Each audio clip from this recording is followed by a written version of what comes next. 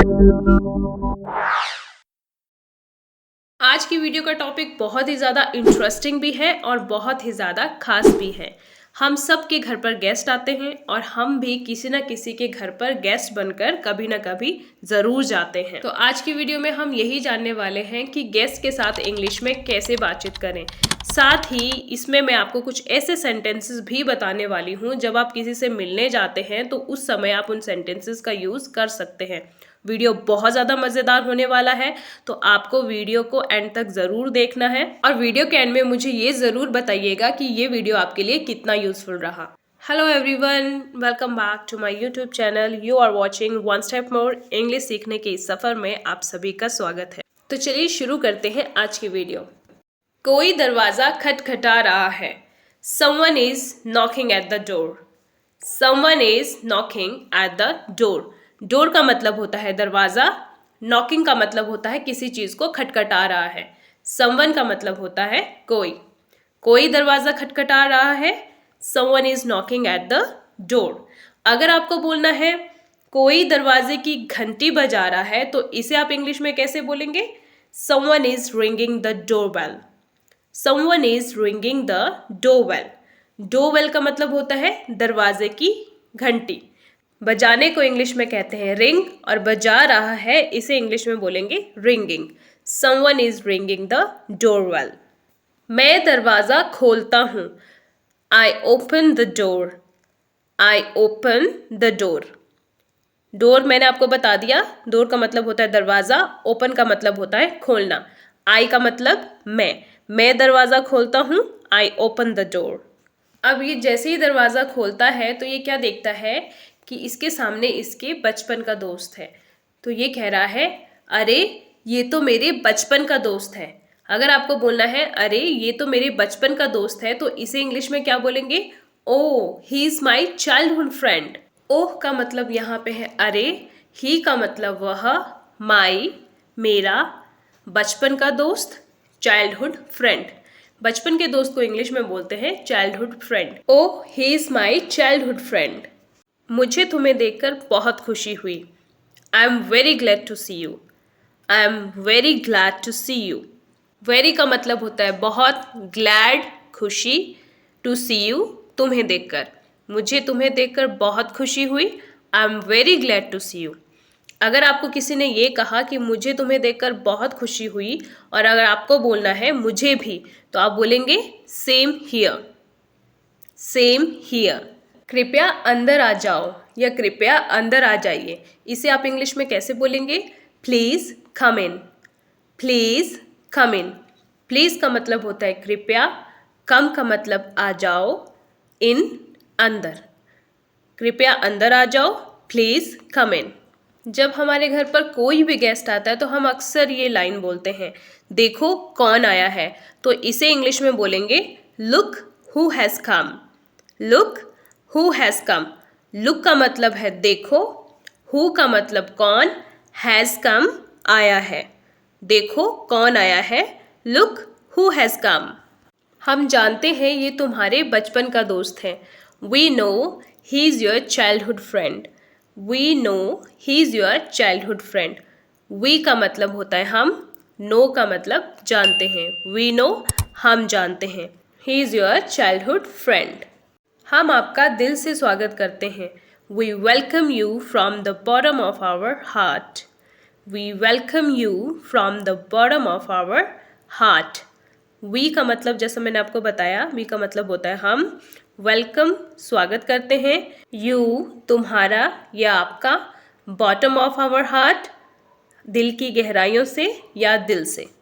We welcome you from the bottom of our heart. अगर आपको बैठने के लिए बोलना है तो आप बोलेंगे कृपया अपना स्थान ग्रहण करें। हिंदी में आप ऐसे ही बोलेंगे, तो इसे इंग्लिश में कैसे बोलेंगे? Please have your seat. Please have your seat. अब आपको बैठने के लिए जब कोई बोलेगा तो आप क्या बोलेंगे? धन्यवाद। तो इसे आप इंग्लिश में बोलेंगे thank you. Thank you. Thank you का मतलब होता है धन्यवाद। अगर आपको बोलना है आप क्या पीना चाहोगे, चाय या कॉफ़ी, इसे इंग्लिश में कैसे बोलेंगे? What would you like to drink? Tea or coffee? What would you like to drink? Tea or coffee? इसे आप ऐसे भी बोल सकते हैं, what would you like to have. आप what would you like to drink भी बोल सकते हैं, आप what would you like to have भी बोल सकते हैं। लेकिन एक बात यहाँ पर ध्यान से सुनिएगा, आप what would you like to take का यूज नहीं करेंगे। आप ऐसे नहीं बोलेंगे what would you like to take, क्योंकि जब आप उसी समय किसी से चाय पीने के लिए पूछ रहे हैं तब आप what would you like to drink और what would you like to have का यूज कर सकते हैं। दोनों का मीनिंग सेम होता है। लेकिन जब कोई टी या कॉफी में से कोई एक चीज अपने साथ ऑफिस पे या अपने वर्क प्लेस पे लेके जाना चाहते हैं, तब आप उनसे ये पूछेंगे what would you like to take, tea or coffee. मतलब आप अपने साथ क्या ले जाना चाहेंगे, टी या कॉफ़ी ले जाना चाहेंगे। लेकिन जब उसी समय पी रहे हैं तब आप पूछेंगे what would you like to have, what would you like to drink. I hope ये डिफरेंस अब आपको क्लियर हो गया हो और अब आप गलत नहीं बोलेंगे। अब अगर आपसे पूछा है किसी ने कि what would you like to drink, tea or coffee, और आपको ये बोलना है कि मैं चाय लूंगा, तो आप इसे इंग्लिश में ऐसे बोलेंगे, I will have T. I will have T, मैं चाय लूंगा। आई विल हैव टी, चाय को इंग्लिश में टी बोलते हैं, और विल हैव लूंगा, आई मैं।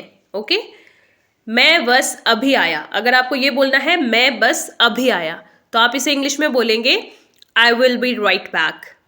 I will be right back. अभी आया को इंग्लिश में बोलते हैं right back. I will be right back. तुम आराम से बैठो या आप आराम से बैठिए, इसे आप इंग्लिश में बोलेंगे you sit comfortably.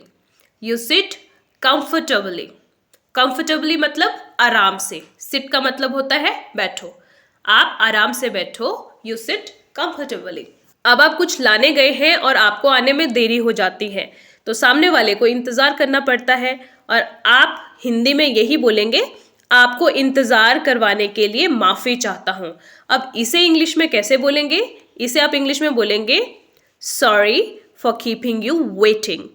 Sorry for keeping you waiting. Sorry का मतलब होता है मैं माफी चाहता हूं या माफी चाहती हूं। कीपिंग यू वेटिंग का मतलब है आपको इंतजार करवाने के लिए। Sorry for keeping you waiting. ये रही चाय, इसे आप इंग्लिश में बोलेंगे here is the T. Here is the T.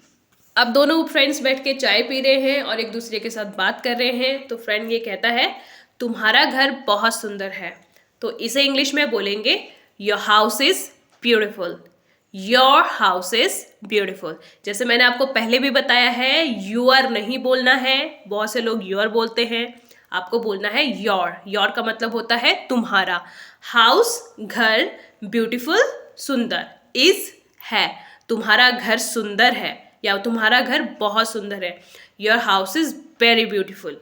अब जब आपकी कोई किसी चीज के लिए तारीफ करता है तो उसके आंसर में आपको क्या बोलना है? Thank you. Thank you. Thank you का मतलब होता है धन्यवाद। तुम्हारा फोन बज रहा है, your phone is ringing. Your phone is ringing.